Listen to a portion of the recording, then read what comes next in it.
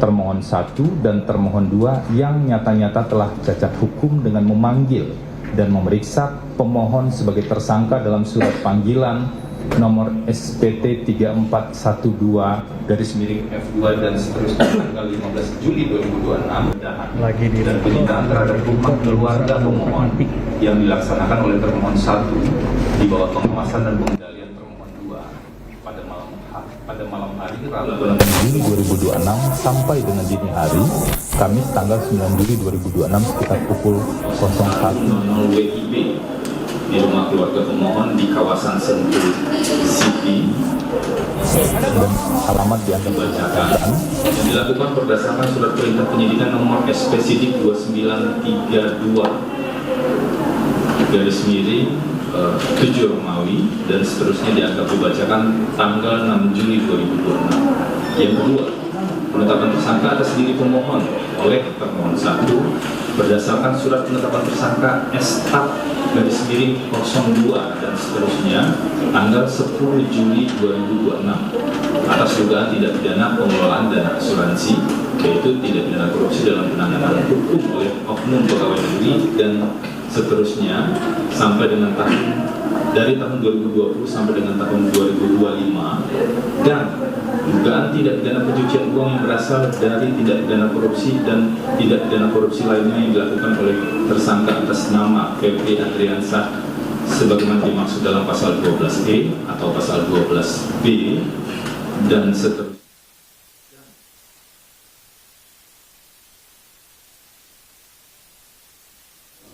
Tentang pencegahan dan pemberantasan tindak pidana pencucian uang atau pasal 607 ayat 1 A dan B junto pasal 20 dan seterusnya Undang-Undang 1 2023 tentang Kitab Undang-Undang Hukum Pidana yang berdasarkan A. Laporan polisi model A nomor LPA tanggal dan seterusnya tanggal 13 Januari 2026, B. Surat perintah penyidikan nomor SP Sidik 2932 dan seterusnya tanggal 6 Juli 2026.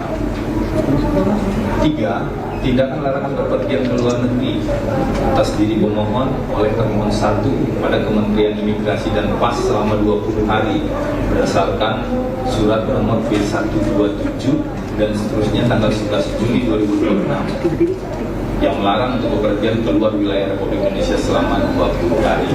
4. Tindakan termohon 2 selaku supervisi dan pengendali dalam penggeledahan dan penyitaan atas diri pemohon dan seterusnya. 5. Turut termohon mengambil alih penanganan perkara pidana beserta seluruh berkas dan barang bukti dari termohon 1 melalui termohon 2. Kemudian turut termohon mengeluarkan surat perintah penyidikan Jaksa Agung Muda bidang tindak pidana khusus nomor P45/F/FD-2 dan seterusnya tanggal 11 Juli 2026 atas dasar A. Surat Kepala Korps Pemberantasan Tindak Pidana Korupsi Republik Indonesia nomor B1065 dan seterusnya tanggal 11 Juli 2026 dan seterusnya.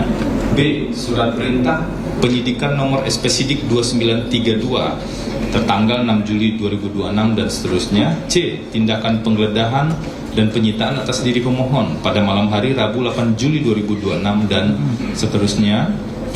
D. Surat penetapan tersangka S/02 dan seterusnya tanggal 10 Juli 2026. 6. Turut termohon juga telah melakukan langkah-langkah mendukung perbuatan termohon 1 dan termohon 2 yang nyata-nyata telah cacat hukum dengan memanggil dan memeriksa pemohon sebagai tersangka dalam surat panggilan nomor SPT 3412/F2 dan seterusnya tanggal 15 Juli 2026 untuk diambil keterangan sebagai tersangka pada hari Jumat 17 Juli 2026. Walaupun pemanggilan dan pemeriksaan terhadap pemohon sebagai tersangka bukan termasuk upaya paksa yang diatur dalam Undang-Undang 20 tahun 2025 tentang hukum acara pidana, namun merupakan perbuatan yang menyetujui dan merestui bahkan mendukung upaya paksa yang dilakukan oleh termohon 1 dan termohon 2 yang cacat hukum. A. Dasar permohonan.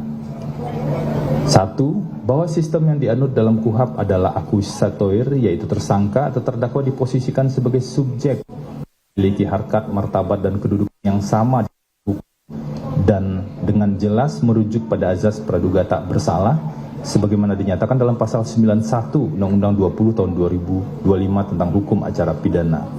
Oleh karenanya dalam rangka merealisasikan azas praduga tidak bersalah dengan cara melindungi hak seseorang mengikuti proses pemeriksaan pidana, KUHP memberikan mekanisme kontrol terhadap kemungkinan tindakan sewenang-wenang atau tindakan melampaui wewenang oleh penyidik atau penuntut umum melalui peranata lembaga pra-peradilan yang diatur dalam KUHP. 2. Bahwa permohonan pra-peradilan diajukan berdasarkan Undang-Undang 20 tahun 2025 dan seterusnya dianggap dibacakan. 3. Bahwa pada pasal 1 angka 14 mendefinisikan upaya paksa sebagai tindakan aparat penegak hukum berupa penetapan tersangka, penangkapan, penahanan, penggeledahan, dan seterusnya dianggap dibacakan.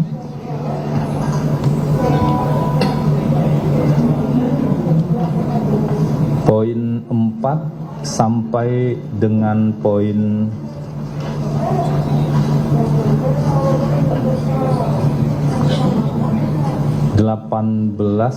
poin 4 sampai dengan poin 15 halaman 10 dianggap dibacakan. Kita langsung ke poin 16, izin yang mulia, di halaman 10, bahwa berdasarkan pasal 163 ayat 3 KUHP, alat bukti yang diperoleh secara tidak sah tidak dapat digunakan sebagai alat bukti dalam pemeriksaan perkara. Dengan demikian, barang, dokumen, dan atau data yang diperoleh melalui penggeledahan dan penyitaan yang tidak sah tidak dapat digunakan oleh penyidik manapun, termasuk oleh institusi penyidik yang menerima pelimpahan perkara. Angka 17 tentang B. Wewenang pra-peradilan sampai dengan poin 4 dianggap dibacakan. C. Legal standing poin 1 sampai dengan poin 5 dianggap dibacakan. Berikutnya untuk poin D, duduk perkara dilanjutkan oleh rekan kami. Terima kasih Yang Mulia. Kami lanjutkan. D. Duduk perkara. Untuk memudahkan Yang Mulia memahami rangkaian peristiwa dalam perkara aku, pemohon menguraikan duduk perkara secara kronologis sebagai 1.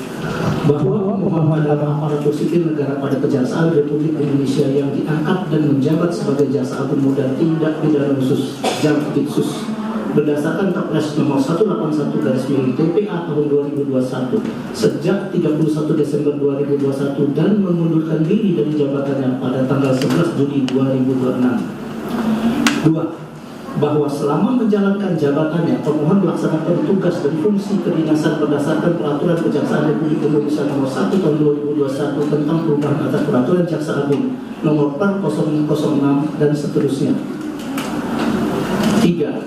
Bahwa pemohon dilaporkan melalui laporan polisi model A, laporan yang dibuat oleh anggota Polri, nomor LP-A-2-2026 dan seterusnya, tanggal 13 Januari 2026, dan kemudian termohon 1 menerbitkan surat perintah penyidikan nomor .2 SP-Sidik-2932-7 Romawi dan seterusnya, tanggal 6 Juli 2026. Dugaan perkara korupsi pada PT Asabri dan Jiwasraya serta tindak pidana pencucian uang sebagaimana diatur dalam pasal 12 huruf E Undang-Undang nomor 20 tahun 2001 tentang perubahan Undang-Undang nomor 31 tahun 1999 dan seterusnya, atau pasal 605 ayat 1 atau ayat 2 nomor 1 tahun 2023 tentang KUHP, atau pasal 3, pasal 4 dan pasal 5 Undang-Undang nomor 8 tahun 2010 tentang pencegahan pemberantasan tindak pidana pencucian uang, atau pasal 607 junto pasal 20 Undang-Undang nomor 1 tahun 2003 tentang KUHP.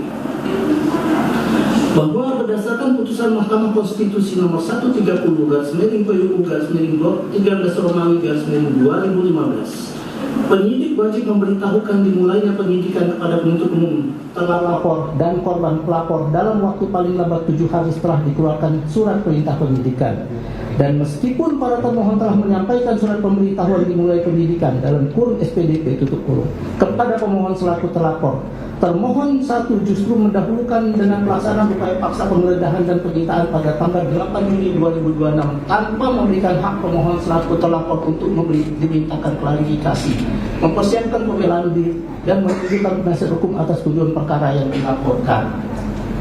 5. Bahwa termohon 2 bertindak selaku pengawas dan pengendali terhadap termohon 1 dalam pelaksanaan penggeledahan dan penyitaan pada malam hari Rabu tanggal 8 Juni 2026 sampai dengan dini hari Kamis tanggal 9 Juni 2026 sekitar pukul 1 di rumah keluarga pemohon di kawasan Sentul City, klaster Parahyangan Golf dan seterusnya. Bahwa pada malam hari Rabu tanggal 8 Juni 2026 sampai dengan dini hari Kamis tanggal 9 Juni 2026 sekira pukul 1 atau hanya 2 hari setelah sprindik termohon 1 diterbitkan, kemudian termohon 1 didampingi oleh termohon 2 melakukan penggeledahan dan seterusnya. Dengan demikian objek penggeledahan dan penyitaan APO secara yurisdiksi teritorial berada dalam wilayah hukum Pengadilan Negeri Cibinong. 7. Bahwa hingga saat penggeledahan dilakukan, pemohon belum berstatus tersangka, tidak pernah menerima surat penetapan tersangka, dan tidak pernah dipanggil maupun diperiksa sebagai saksi maupun dalam kapasitas apapun oleh para termohon. 8. Bahwa dalam penggeledahan tersebut termohon 1 tidak menunjukkan surat izin penggeledahan dari Ketua Pengadilan Negeri, dan sepengetahuan pemohon penggeledahan dilakukan tanpa izin Ketua Pengadilan Negeri yang daerah hukumnya meliputi penggeledahan Kabupaten Bogor, tanpa disaksikan oleh 2 orang saksi serta tanpa kehadiran kepala desa atau ketua lingkungan setempat. 9. Bahwa pada saat penggeledahan tersebut tidak terdapat keadaan mendesak apapun sebagaimana dimaksud pada pasal 113 ayat 4 dan ayat 5 KUHP. Sebab pemohon adalah pejabat negara aktif yang identitasnya dan alamatnya jelas, tidak dalam keadaan tertangkap tangan, lokasi rumah keluarga pemohon mudah dicangkau, dan tidak terdapat potensi nyata perusakan atau penghilangan barang bukti. Terlebih penggeledahan dilakukan sampai dengan pukul 1 dini hari saat pemohon sekeluarga beristirahat di kediamannya di Jakarta Selatan, yang justru menunjukkan tindakan tersebut telah direncanakan jauh sebelum sehingga izin Ketua Pengadilan Negeri sepenuhnya dimungkinkan untuk dimintakan terlebih dahulu. 10.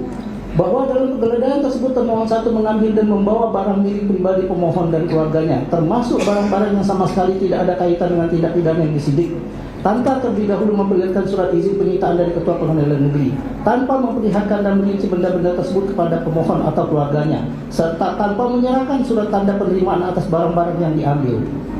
11.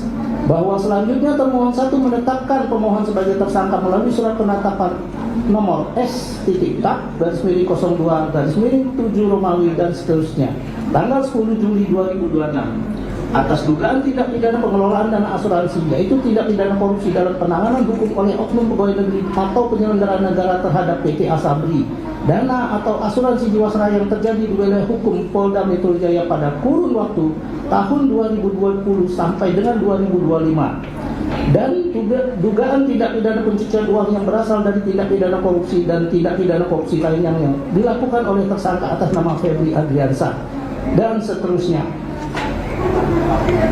12.